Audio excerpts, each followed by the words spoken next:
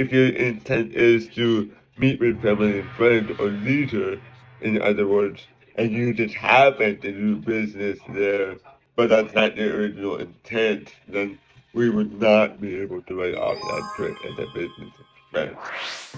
Another year, another pile, numbers stacked up mile by mile. It's time to sit, reflect, and add. Doing taxes ain't so bad.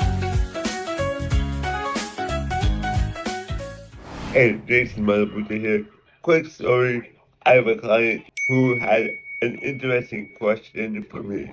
He was going to go to Brazil, which is where he is from, and he was asking me, how can I write this vacation off as a business trip? And I told him that it's all about the intent of the trip. So if your original intent for the trip was business related, then you can write off that trip as a business trip. For example, if let's say there's a conference, a real estate conference in Brazil, we could write that off.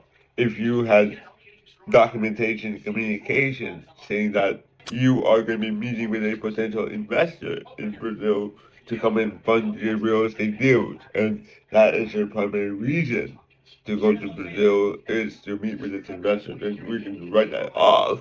But if your intent is to meet with family and friends or leisure, in other words, and you just happen to do business there, but that's not your original intent, then we would not be able to write off that trip as a business expense.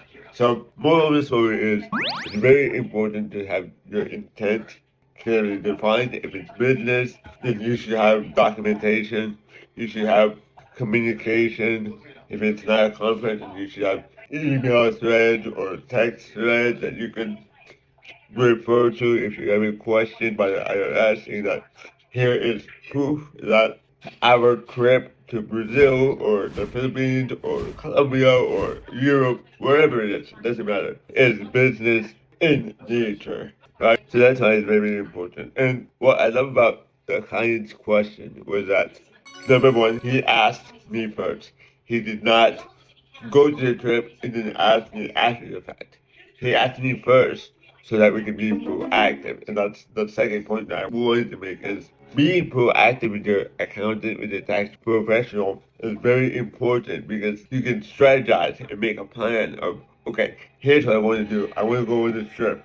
How can we make sure that we can write it off as a business deduction? With proper strategy, your accountant can say, okay, are there any conferences at that location? Are you going to be meeting with any potential vendors, suppliers, investors while you're there? Well, if you are, that's get it documented. Let's create a timeline of when are you going to meet the people? Who are you meeting? Why are you meeting them? Where are you meeting them? So that there's a paper trail that you could create could make a legitimate case that this is a legitimate business deduction for this travel because this travel is a legitimate business trip and you can prove that your primary intent is business in nature. So be like my client. If you are thinking about taking a trip, talk to your accountant, ask them, how can we make this business deductible? Alright?